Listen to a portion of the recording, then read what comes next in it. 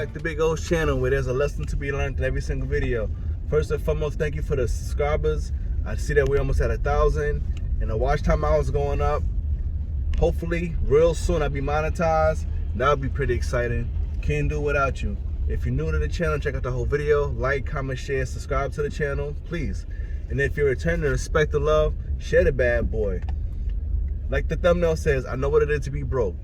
5 things I learned to be broke. I know what it is to go pay for something and pray it don't say declined. I know what it is to get your paycheck and you make sure they pay you every sinking stink. I mean, I do that now anyway, but you want to make sure you get paid every single thing, every single penny.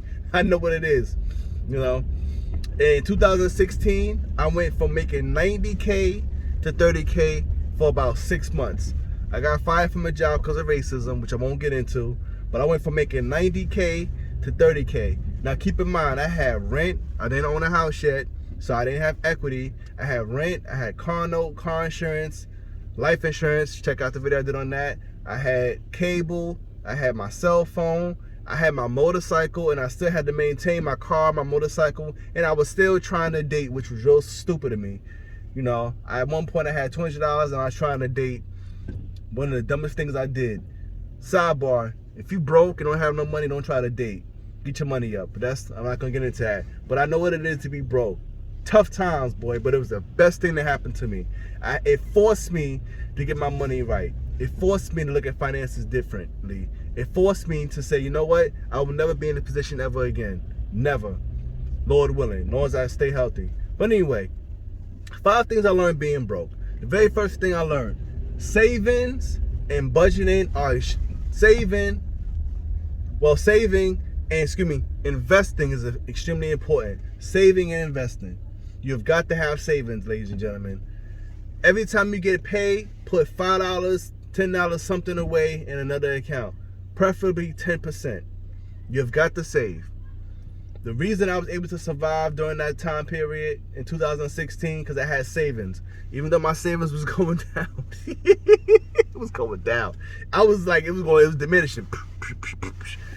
My savings kept me afloat. Thank God I had savings. And you need investments. You could do Roth IRA. You could do mutual funds. You could do 401k. A lot of jobs offer that. If you don't know how to go about it, Google, YouTube it. But you need savings and you need investments. You need something for just in case, because trust me, the just in case will happen. That's just what it is.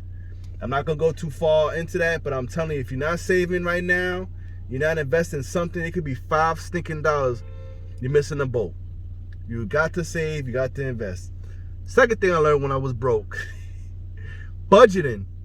Let me tell you something. If you don't know how to budget your money, you learn when you broke. You will learn to put a $5 bill with a $20 bill. I remember calling the companies, hey, can I give you $25 this month? Hey, can I give you $50 this month? Hey, can I get $100 this month? You know, the only thing I didn't play around with was my rent. That's the only thing I did not play around. My rent and my car insurance, I could not afford to mess that up. My rent and my car insurance, I always paid. Which is funny because some people, and I know a couple of people who own properties, they got tenants who will pay their cable bill and their car note, but they won't pay their rent. Which is beyond me. I don't understand that. But anyway, budgeting. Aldi, a no-frills supermarket, Family Dollar, 99-cent store, they were my friends. They were my best friends. I knew how much bread costs, milk costs. I had cereal dinners, I had ramen noodle dinners. You will learn how to budget, or you're gonna sink. Budgeting, sink or swim. There's no in between, sink or swim. The next thing I learned, and this I learned, number 3, you need more than one source of income coming in. People need more than one stream of income coming in.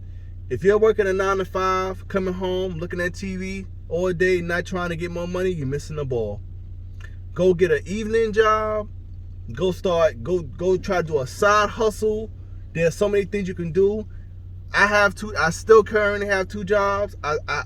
I still make blankets. Check out my Instagram page, Harlem Shet.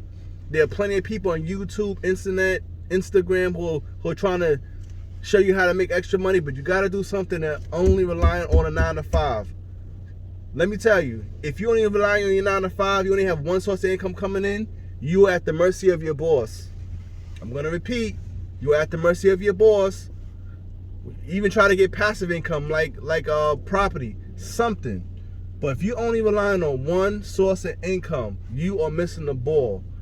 I know somebody with 4 kids, married, he works 70 hours a week, he got sick, and thank God he had savings from working those 70 hours a week from the 2 jobs, because that helped him maintain his bills and it wasn't a stress on his wife. So if you are physically able, mentally able, go do it. Work 60 to 80 hours a week. I am telling you, it's worth it. I am telling you, tough times are going to, I don't wish that upon nobody, but even with my situation right now, I'm making more money, but I still have my second job. My second job pays my car insurance. You cannot rely on one source of income, especially not in New York. So do some research, go on YouTube, Instagram, whatever, but one source of income is never enough. You have to have more than one stream of income. Most millionaires have at least 7 streams of income. Some may be passive, some may not. But they say 90% of the millionaires in the world have more than one stream of income. And if you're not a millionaire yet, what are you doing? The 4th thing I learned, this is important also, I had to get better at my financial literacy. I reread Rich Dad Poor Dad by Robert Kiyosaki. I read the book by David Ramsey, The Total Money Makeover.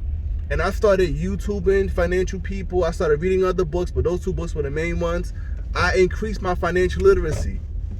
That was very big during that time period. I mean, I really looked at money differently, really. I understood that you have to make money work for you. Hence why I got a property and started making sure that I got passive income coming in from those books. That's one of the biggest things I learned when I was broke. I had to increase my financial literacy. I did not have the ego that I knew everything, because I didn't. I needed to increase my knowledge on money. There are so many books out there. I can't get into all of them, but if you don't know, act like you don't know. Get some books. Go to some people who you know who are financially doing better. But if you are going to be stuck in your own knowledge, you're always going to have what you have. If you want something different, you got to do something different, ladies and gentlemen. And the 5th thing I learned when I was broke, repeat 1 through 4. Oh my gosh. Even today, even though I'm financially doing better, I'm not rich, but I'm doing a whole lot better, I still repeat 1 through 4. I still save. I still invest. I still budget. I'm still making sure I still have more than one source of income coming in. Thank God. I have a couple of sources of income, more than 3. I'm still learning, and number 5, I'm repeating. So, ladies and gentlemen, going broke might be the best thing that can happen to you. I know 3 people that went totally broke. Within 2 years, they all are making 6 figures or more. Going broke might be the best thing that can happen to you. It was for me. Not rich, but like I said, with the savings and investments, when I got that job that was paying me $30K a year, and I got promoted to manager, and I was kind of right back at where I was at before I got fired from the other job. I purposely took 10% of each check and put it in a Roth IRA. Because I put it in a Roth IRA, from that 10% from each check, that's one of my 401ks, by the way. It has over 30K in that one account. Now, that account should be close to 40 and 50, but you know with the market right now, it sucks. So anyway, that's it, ladies and gentlemen. Those are the 5 things I learned from being broke. It was probably one of the best things that happened to me other than getting divorced. So with that being said, peace and love to the next video, and I'm out.